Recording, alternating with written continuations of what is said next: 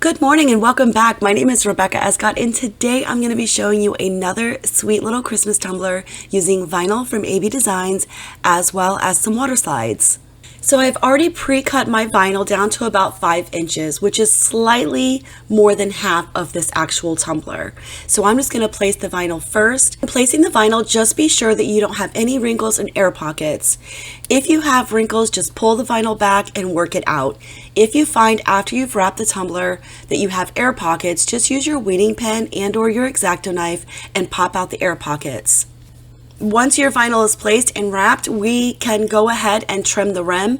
I don't have to worry about the back seam as I cut this precisely. So if you are a beginner and you struggle with cutting the back seam, just use a tabletop cutter and cut your vinyl before placing it onto the tumbler. Leave yourself a seam allowance of about 1/4 of an inch to 1/2 inch to where they can just overlap at the back. So that's done. Now we're ready to go ahead and use the acrylic paint from Hippie Crafter, titanium white, paint in the bottom, and then glitter. Because we're using acrylic paint, we don't have to mask off the entire tumbler like I would normally if I was to use spray paint as my glitter adhesive. Because I'm doing white on white, I only needed 1 coat of the acrylic paint and then I could go right into glittering the tumbler. Once you've glittered your tumbler, you're going to really want this to fully dry and then take it out and seal it with clear seal from Rust-Oleum. Really make sure that that glitter is sealed in so that it doesn't contaminate your vinyl, especially if you do not want your glitter to move. I've chosen Similar, which is a diamond cut from AB Designs. This glitter came in the Advent box that she had just launched November 1st. So be sure to check out the link that I've provided down for you below so that you can get your box of 25 surprise glitters. It's a brand new Advent box from AB Designs.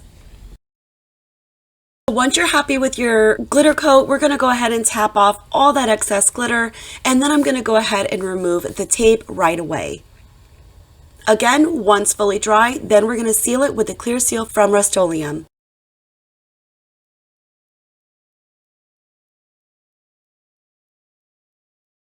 Now that your tumbler is sealed and fully dry, we're ready to go in with our first coat of epoxy.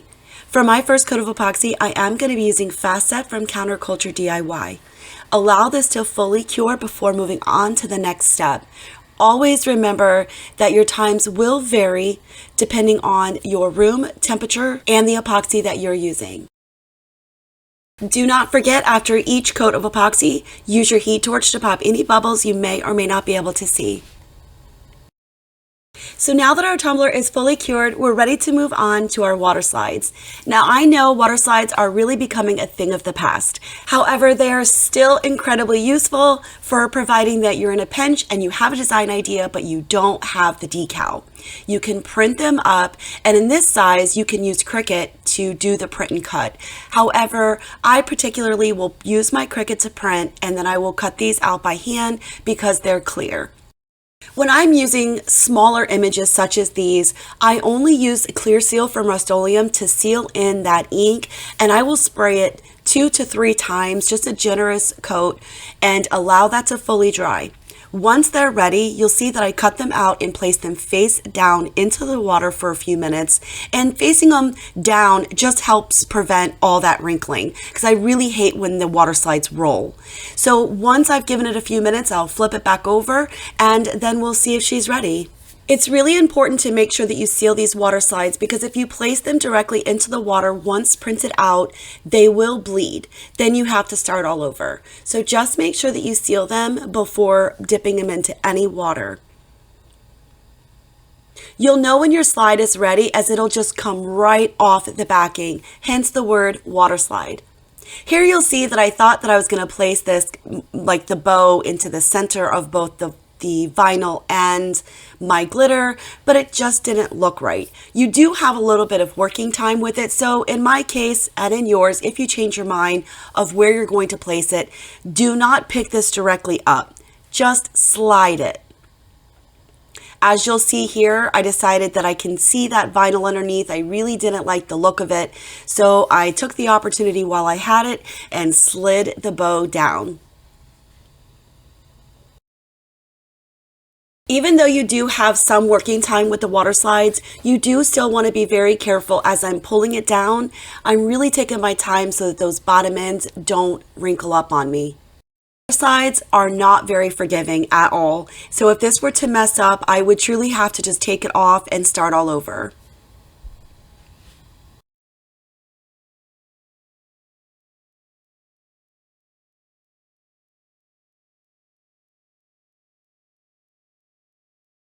Once I get this into position and I'm pretty happy with it overall, I'm going to use a paper towel, but you can use whatever you're most comfortable with, even if that includes a squeegee brush. I have just always used a paper towel, and that just helps dampen out that water and it helps the drying process.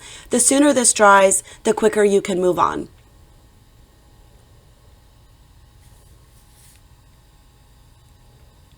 Once I've applied the bow, which is the focal point of the bottom section of where my glitter is, I have to let this dry for a few minutes before I can move on to applying the holly berries. Once my tumbler was ready, it was then time to go ahead and sporadically place my holly berries. It's also important to know when working with water slides, when you seal them, you do need to use them fairly quickly. If you allow them to sit any length of time and you get ready to use them, they're going to be crackly and they're not going to work well. So make sure you don't seal them until you're ready to use them. We're going to allow this to fully dry and it won't need to be sealed. Once it's completely dry, we can then move right into another coat of epoxy.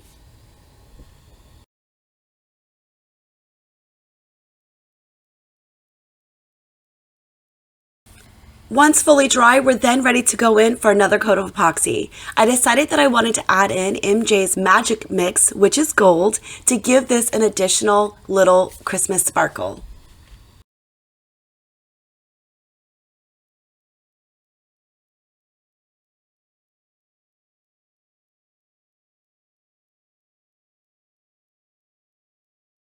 To finish off this design after it was fully cured, I decided to go in with the metallic red nail tape right here in the center, which gave it a beautiful finishing touch.